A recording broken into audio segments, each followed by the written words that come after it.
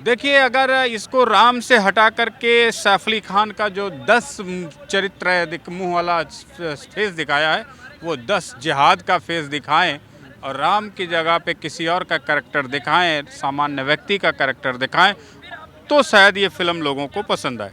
लेकिन राम और रावण के कैरेक्टर में ये दोनों ही एक्टर कतई फिट नहीं बैठ रहे हैं। तमाम जो छोटे छोटे और राम की सेना का जो कैरेक्टर है वो भी अति महत्वपूर्ण कैरेक्टर है, उसमें भी कहीं कोई दम नहीं है। ये एक नीच घटिया हरकत के तहत बनाई गई फिल्म हो सकती है, जिसे मैं कतई बर्दाश्त नहीं करने वाला हूँ, ना पसंद करने वाला हूँ। चलिए, ये एक जैसे ही बॉलीवुड फ्लॉप होना शुरू हुआ, बॉलीवुड की इमेज खराब हो गई, ख़त्म हो गई, मटिया मेट हो गई, तब ये बॉलीवुड के एक्टर अब टॉलीवुड में घुसने का प्रयास कर रहे हैं। वरना प्रभास को सैफ अली खान जैसे एक्टर को लेने की कोई आवश्यकता नहीं थी, पर हाथ पांव पकड़े होंगे, मुझे भैया ले लो, इधर फिल्म नहीं चल रही, उधर कुछ काम दे दो, तो काम मिल तो गया, लेकिन उसका भी उन्होंने चौपट कर डाला, बंटाधार कर दिया उसकी भी इमेज का। ये दोनों ही बातें तय हैं कि बॉलीवुड वालों की हालत ख़राब हो चुकी है, उनकी मट्टी पलीत हो चुकी है। अब वो टॉलीवुड में, चेन्नई में, तमिलनाडु में, केरला में अपना किस्मत आजमाने की कोशिश कर रहे हैं, तो जो एक दो बढ़िया एक्टर हैं उनके साथ फिल्में बनाने की कोशिश कर रहे हैं। इससे पहले ब्रह्मास्त्र आई, देखा किस तरीके से साउथ इंडियन एक्टर्स को ऐड किया गया। अगर ये मूवी बनाने वाले बॉलीवुड वाले थे तो उन्होंने साउथ इंडियन को ऐड किया, क्योंकि बॉलीवुड को पता है कि बॉलीवुड की अब कोई इमेज नहीं, कोई लाइक नहीं, कोई पसंद नहीं, कोई देखने वाला नहीं, तो उन्होंने 4 एक्टर साउथ के डाल दिए। अब साउथ वाले ने भी सोचा कि चलो थोड़ा हिंदी में हमको दिक्कत होती है, कुछ एक दो एक्टर हम हिंदी वाला डाल दे, जैसे हिंदी की ऑडियंस जो है वो हमारे साथ जुड़ जाएगी। लेकिन हुआ क्या कि दोनों ने मिल करके ऐसा बंटाधार किया, ना हॉलीवुड को देखने वाले मिले, ना टॉलीवुड को देखने वाले मिले। तो ये सिचुएशन अब बन चुकी है। बॉलीवुड अपने आप में ही ये गर्त में चला गया है। हिंदू समाज को चाहिए कि अभी जो हिंदुत्व की एक मूवी देखी आपने, उसमें किस तरीके से बाद में उस मूवी का पूरा बंटाधार कर दिया। हिंदुत्व का नाम सिर्फ बेचने के लिए, कमाने के लिए इस्तेमाल करने की कोशिश की गई। तो हिंदू समाज को जागृत होने की ज़रूरत है और बॉलीवुड वालों को इतना तमाचा मारने की ज़रूरत है। एक दो तमाचों से ये सुधरने वाले नहीं हैं। इनको 100, 200, 500 तमाचों से इनका स्वागत करेंगे आप, जब इनकी 100, 200, 500 मूवियों को फ्लॉप कर देंगे, एकदम इनकी कमाई को जैम कर देंगे, तहस नहस हो जाएंगे ये, तब इनकी समझ में आएगा। आदि पुरुष का टीजर रिलीज हो चुका है। हमारे साथ प्रोफेसर विनय कुमारन से बातचीत करेंगे, ये इसका डीएनए कैसे करते हैं। प्रोफेसर साहब, आदि पुरुष का टीजर देखा होगा, इसका डीएनए कैसे करेंगे? देखिए, जो आदि पुरुष का टीजर है, सच में प्रभास ने अपनी इमेज का कबाड़ा बना दिया है। जिस तरीके से रावण, जिस तरीके से बानर सेना, जिस तरीके से तमाम कैरेक्टर को दिखाया जा गया है टीज़र में, एक ये मैं समझता हूँ कबाड़ा करना अपनी क्रिएटिविटी का, अपनी छवि का, अपने प्रदर्शनों का। मैं नहीं समझता हूँ कि एक मजे हुए कलाकार को इस तरीके का टीज़र रिलीज़ करने की ज़रूरत थी। रावण को सैफ अली खान के जिस स्वरूप में दिखा रहे हैं, ऐसा लगता है जैसे कोई मुल्ला 10 सिरों वाला रावण का रोल अदा कर रहा हो। तो ये चीज़ें, रामायण एक बहुत इस्टेब्लिश कैरेक्टर है, लोगों के मनों में, ये दिलों में, उनकी ज़ुबान पर, उनके मस्तिष्क में एक बैठी हुई चित्र बन चुका है। उस चित्र के साथ आप खिलवाड़ करके सोच रहे हैं कि कोई एंजॉय करेगा, तो मुझे लगता है कि जिस भयंकर विरोध का सामना इस बार सैफ अली खान और प्रभास को करना पड़ेगा, उसका उन्होंने अंदाज़ा नहीं लगाया होगा। साथ ही क्रिएटिविटी का मैंने कहा मतलब होता है कि कुछ बेहतर करके समाज में कुछ बेहतर इस्टेब्लिश किया जाना होता है। क्रिएटिविटी का कि कतई मतलब नहीं कि आप क्रिएटिविटी के नाम पर अच्छी भली खासी चीज़ों को बुरा, भद्दा, गंदा परोसने का काम करें। क्या लगता है उसी अच्छे के चक्कर में सब कुछ होगा, जिस तरीके से सब कुछ मॉडल दिखाया गया है? देखिए, मेरे हिसाब से जिस तरीके का टीज़र है और जिस तरीके का ये मूवी का पूरा क्रिएशंस आप देख पाएंगे, वो बहुत ही दुखदाई है, अंदर नहीं जाएगा।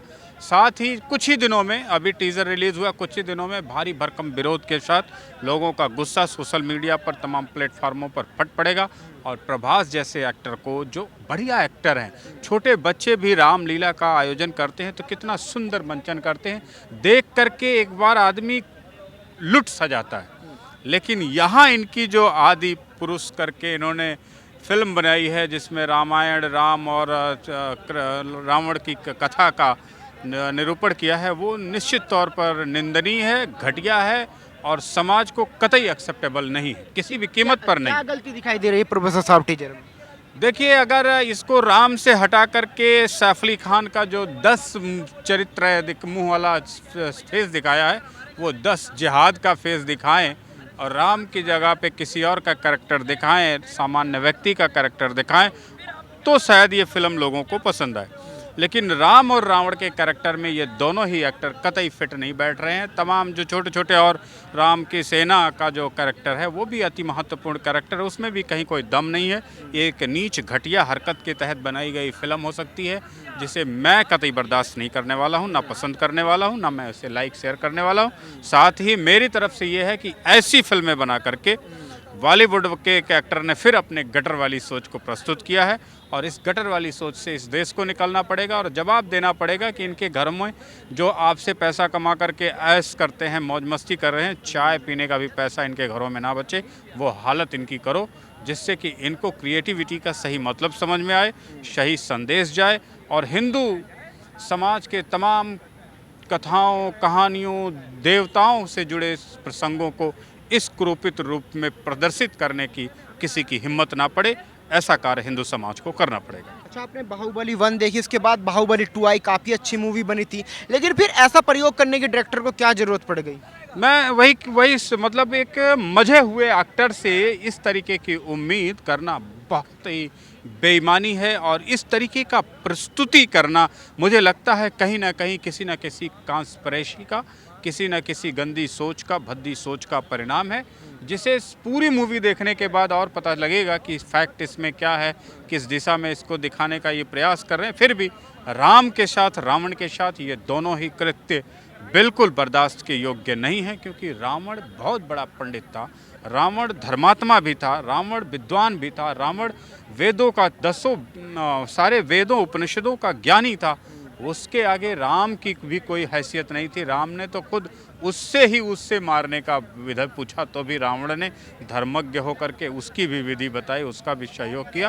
तो इस तरीके से एक विद्वान का राक्षस के रूप में उसका जन्म हुआ, उसको अंत मिला उस तरीके का, ये सारी चीज़ें एक अलग विषय हैं। लेकिन एक कैरेक्टर जो है, उस कैरेक्टर में कोई खोट डालने का प्रयास करें। जैसे महाभारत के पांडवों का कैरेक्टर है, दुर्योधन का कैरेक्टर है, कर्ण का कैरेक्टर है, कर्ण का कैरेक्टर कोई चोर का कैरेक्टर दिखाए, कोई व्यभिचारी का कैरेक्टर दिखाए, किसी कमज़ोर का कैरेक्टर दिखाए, तो मुझे नहीं लगता समाज उसको पचा सकता है, एक्सेप्ट कर सकता है। यही हालत इस आदि पुरुष में है। आदि पुरुष के नाम लोग पर कह रहे हैं कि मूवी कम कार्टून मूवी ज़्यादा लग रही है जिस तरीके से इफेक्ट डाले गए हैं, क्योंकि इससे अच्छी तो रामायण उस समय में रामानंद सागर ने बना दी थी, जब इतने संसाधन भी उपलब्ध नहीं थे।